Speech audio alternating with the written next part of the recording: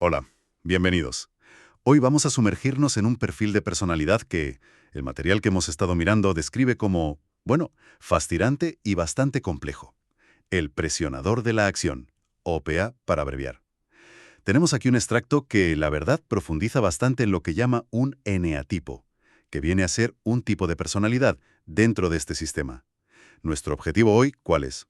Pues entresañar qué define este tipo de personalidad, ver cuáles son sus características más llamativas, sus puntos fuertes, claro, pero también sus desafíos, sus sombras. Y algo crucial, ¿qué camino de desarrollo sugiere este texto? Nos vamos a meter con una personalidad que se describe como de muchísima energía, imponente y, sí, hay que decirlo, bastante confrontadora. Vale, pues vamos a desgranar esto. Sí, y es importante recordar, creo yo, que explorar estos perfiles, tal como los presenta la fuente, no es tanto para poner etiquetas fijas, ¿no? Sino más bien para entender mejor ciertas dinámicas humanas. Dinámicas que a veces nos resultan, pues eso, complejas o incluso desconcertantes, ya sea en los demás o a veces en nosotros mismos. Es como una lente más para mirar. Totalmente de acuerdo. Una herramienta más. Pues empecemos por el centro, por la definición que nos da el material. Describe al presionador de la acción como un eneatipo activo. Y aquí viene un término curioso, de carga energética negativa. El texto insiste mucho en palabras como imponencia, naturaleza confrontadora, búsqueda de dominio, valentía. Sí, E incluso dice que la agresividad la usa como una herramienta, de forma consciente. exacto. Le pone la etiqueta de líder confrontador y habla de una presencia, una energía casi palpable, ¿no? Capaz de desafiar y a veces de intimidar. Y ahí está lo interesante, ¿verdad? Esa combinación de activo con carga negativa. Porque según el análisis que hace el texto, esa carga negativa no significa pasividad, ni algo necesariamente malo en sí. Parece que se vincula más a una energía orientada al control, a la defensa, a reaccionar ante lo que percibe como, bueno, como una amenaza o un desafío. Ah, vale. Y esto contrasta, según una tabla que viene en el material, con la carga positiva, que parece ir más por el lado de la conexión, del perfeccionamiento quizás, pero en el PEA esta carga negativa se manifiesta de forma muy activa, muy hacia afuera, buscando influir, dominar. Entiendo. El texto, de hecho, lo conecta directamente con lo que llama el pecado capital de la ira y el rasgo principal de la agresión. Pero ojo, agresión entendida aquí como una fuerza motriz, ¿sabes? Una disposición a la acción directa, enérgica. Vale, vale. O sea que esa carga negativa no es estar de bajón, sino una especie de energía reactiva, enfocada al control. Eso es. ¿Y eso cómo se ve en la práctica? Según el texto, claro. ¿Cómo conecta con esa idea de lucha que mencionabas? Pues mira, el material lo relaciona explícitamente con la activación de las glándulas suprarrenales. La idea que sugiere es que este perfil opera a menudo en un estado de, bueno, de alerta fisiológica alta, una especie de respuesta de lucha casi constante. No lucha física necesariamente, claro. Claro, claro. Para la acción o la confrontación, si siente que su control o su autoridad están en juego. Entendido. Una energía siempre a punto para el choque, digamos. Pero, a ver, esa intensidad también tendrá su lado bueno, imagino, su parte constructiva. Vamos a ver las fortalezas que el material le atribuye. Es el lado luminoso del dominio. Habla primero de valentía y determinación. ¿Cómo lo describe? Pues lo describe como una cualidad casi innata para no evitar los retos ni los conflictos. Dice que afrontan las dificultades con mucha seguridad en sí mismos y una persistencia casi estratégica. No se rinden fácilmente, vamos. Y son capaces de mantener el tipo bajo presión. Y no es solo valentía física, también psicológica. Aguantar posturas impopulares, meterse en debates complicados sin achantarse. Suena a tener aguante, sí. Una capacidad de resistencia importante. Y luego menciona algo que llama autoridad natural e imponencia. ¿Sugiere la fuente de dónde viene esa autoridad? ¿Es solo la energía o hay algo más en cómo interactúan? La fuente sugiere que es una mezcla. Por un lado, sí, esa energía intensa y directa de la que hablábamos, que crea una presencia que, bueno, que no pasa desapercibida. Y por otro lado, describe una forma de comunicar muy directa, muy asertiva, no dudan en tomar el mando. Ajá. Y esa combinación, según el texto, genera una percepción casi inmediata de liderazgo, de alguien que sabe lo que quiere y cómo lograrlo. Esto puede generar respeto, claro, aunque el propio texto reconoce que a veces también miedo, y les facilita tomar el control de las situaciones, pues, con bastante facilidad, aparentemente. Una autoridad que se impone casi, sin querer, o queriendo, claro. Y aquí es donde, para mí, la descripción se pone realmente interesante. Cuando habla de la habilidad para influir y negociar, ¿cómo usa este perfil esa energía tan confrontadora para salirse con la suya? Es que, según el material, no es solo fuerza bruta, ¿sabes?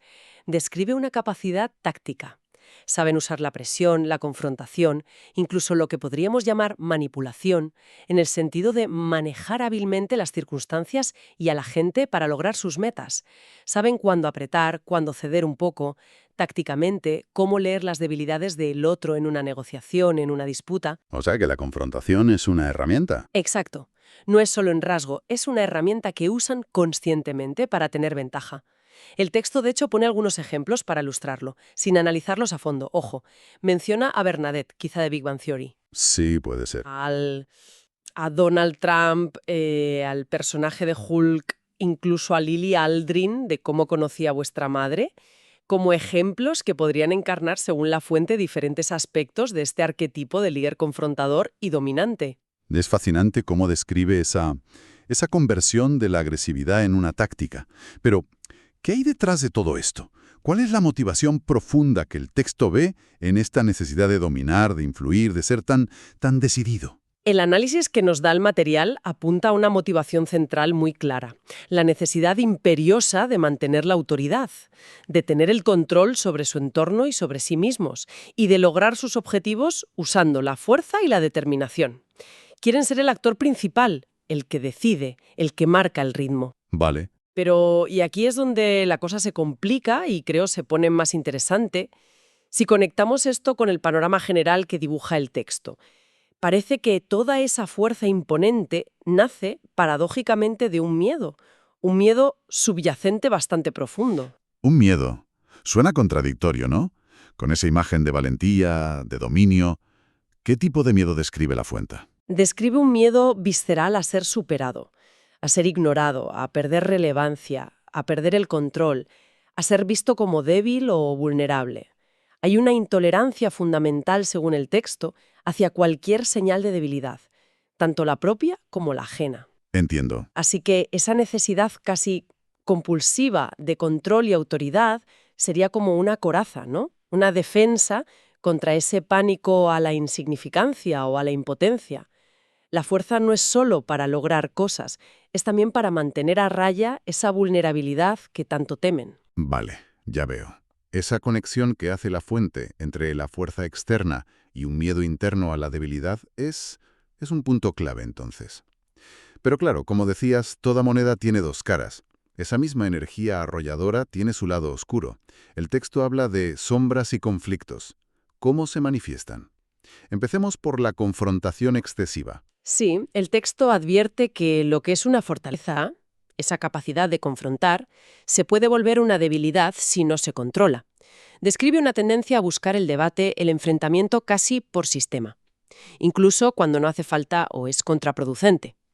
Ese gusto por la pelea, digamos, puede acabar desgastando mucho las relaciones, tanto personales como profesionales. Deja un rastro de adversarios o gente resentida. La necesidad de ganar la discusión puede pasar por encima de construir acuerdos o mantener la paz. Un desgaste continuo, me imagino. Y relacionado con eso, el material menciona el control impositivo. ¿En qué se diferencia de esa autoridad natural que comentábamos antes? Pues mientras que la autoridad natural puede ser aceptada o incluso bien recibida en ciertas situaciones, el control impositivo se describe como una tendencia a dominar el entorno y a las personas de forma unilateral, a menudo sin tener en cuenta las necesidades o los deseos de los demás. La frase clave que usa el texto para resumirlo es: su voluntad debe prevalecer. Sugiere una dificultad para acceder, para negociar de verdad, de igual a igual, para aceptar que otros puedan tener razón o una perspectiva válida si choca con la suya. La armonía, bueno, se sacrifica por el control personal. Suena complicado para las relaciones cercanas. El texto profundiza en eso. Menciona celos y posesividad. Sí, describe cómo esa intensidad y esa necesidad de control pueden trasladarse al ámbito íntimo o cercano. Se traduciría en una desconfianza de fondo, una competitividad muy fuerte incluso con la gente más allegada, con la pareja, y una tendencia a ver las relaciones en términos de posesión o de lealtad absoluta, casi feudal. Cualquier señal de independencia o desacuerdo puede ser vista como una traición o un desafío a su dominio. Y la consecuencia lógica de todo esto, según el material, serían relaciones inestables. Parece una paradoja, ¿no? Pueden ser leales, pero su propia manera de ser crea problemas. Exactamente. El texto señala esa ironía. Aunque puedan valorar mucho la lealtad y ser muy protectores a su manera, su propia fuerza, su agresividad, su necesidad de control, su forma de reaccionar ante la frustración, se convierten en fuente constante de conflicto. Esto hace que sus vínculos importantes, ya sean afectivos o laborales, sean a menudo turbulentos, marcados por rupturas, reconciliaciones muy intensas y una inestabilidad de fondo. La analogía que hacías del fuego es buena. Puede dar calor, proteger, pero sin control arrasa. Claro. Estas sombras son, en el fondo, la manifestación de esa carga negativa y esa ira fundamental cuando no tienen contrapeso, cuando no hay una gestión consciente. Entendido. O sea que el mismo motor que les da potencia es el que les puede llevar al aislamiento o al conflicto sin fin. El texto incluso menciona algo de afinidades o rechazos energéticos, ¿no? Algo sobre venusino y mercurial. ¿Ayuda eso a entender sus relaciones? Sí, es una nota breve, pero sugerente en el material. Dice, atracción máxima, venusino, y repulsión máxima, mercurial. Sin entrar en mucho detalle, parece sugerir que este tipo de energía PA, tan directa, tan dominante, podría encontrar cierto equilibrio o fascinación en perfiles que la fuente llama venusinos, quizás más receptivos, suaves, conectados con la armonía, mientras que chocaría de frente con perfiles mercuriales, que a lo mejor interpreta como más cambiantes, esquivos o indirectos en la comunicación, lo cual desafiaría a esa necesidad de control directo del PA. Interesante. Y esto plantea una pregunta importante, que el propio texto deja un poco en el aire, sobre el coste personal y relacional de mantener a largo plazo un estilo de interacción tan intenso y a menudo tan conflictivo. ¿Es sostenible? ¿Merece la pena? Una pregunta clave, desde luego. Pero la descripción no se queda ahí en pintar fortalezas y debilidades. El material también traza un camino de evolución. Y es interesante, como decías, no se trata de que dejen de ser quienes son, sino de integrar cualidades de otro eneatipo. En este caso menciona al jovial. ¿Cómo describe la fuente ese proceso? ¿Qué significa eso para el presionador de la acción? Pues implica un proceso de maduración, de equilibrio bastante importante. El texto lo describe como incorporar conscientemente las cualidades que le atribuye al perfil jovial, que, aunque no lo detalla mucho aquí, podemos intuir que tiene que ver con la ligereza, la flexibilidad, la capacidad de disfrutar, la colaboración, una visión más optimista o menos centrada en el conflicto, ¿no? No se trata de que el PA deje de ser fuerte o decidido para nada, sino de que aprenda a canalizar esa fuerza de otra manera. Vale, integrar rasgos joviales. ¿Y cuáles serían los pasos clave o los resultados de esa evolución según el texto? El material destaca varios puntos. Primero, desarrollar la templanza. O sea, aprender a moderar esa reactividad, esa necesidad constante de confrontar. No es perder la capacidad de defender lo tuyo, sino elegir las batallas, saber cuándo el diálogo es mejor que la imposición. Saber parar, digamos. Exacto. Segundo, fomentar la colaboración.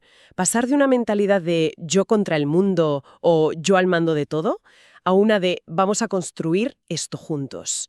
Aprender a valorar lo que aportan los demás y a trabajar en equipo de verdad. De imponer a colaborar. Suena a un cambio potente. ¿Algo más? Sí, también menciona evolucionar hacia un liderazgo con alianzas.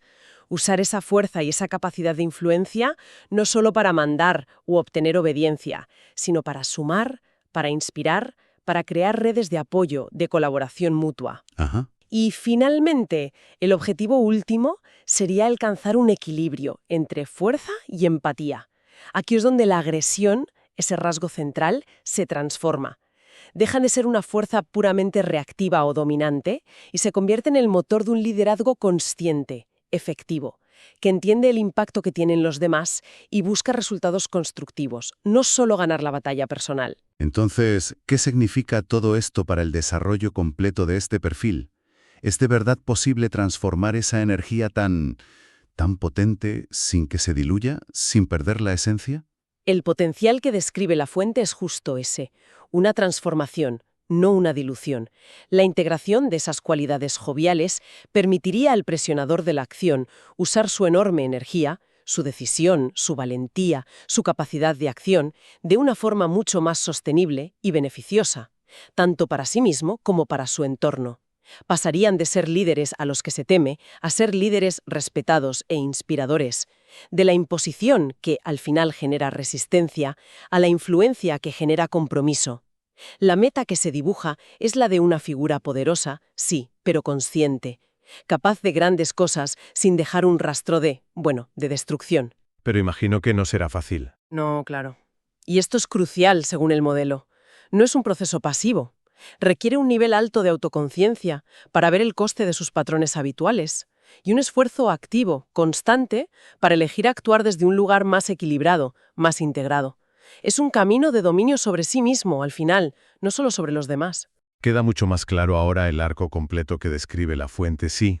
Si tuviéramos que resumir la esencia del presionador de la acción, tal como lo hemos visto en este material, diríamos que ese es el líder.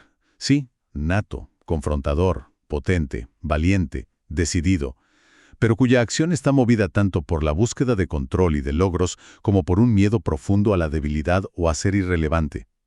La gran tensión que identifica la fuente está ahí. Su enorme poder y su potencial destructivo nacen de la misma fuente. Exactamente. Y la reflexión central que sale de este análisis, siguiendo estrictamente lo que dice el texto que tenemos, es que esa energía agresiva o confrontadora no es inherentemente mala o negativa en un sentido moral. Su valor, su impacto, dependen totalmente de cómo se canaliza, de la consciencia con la que se usa.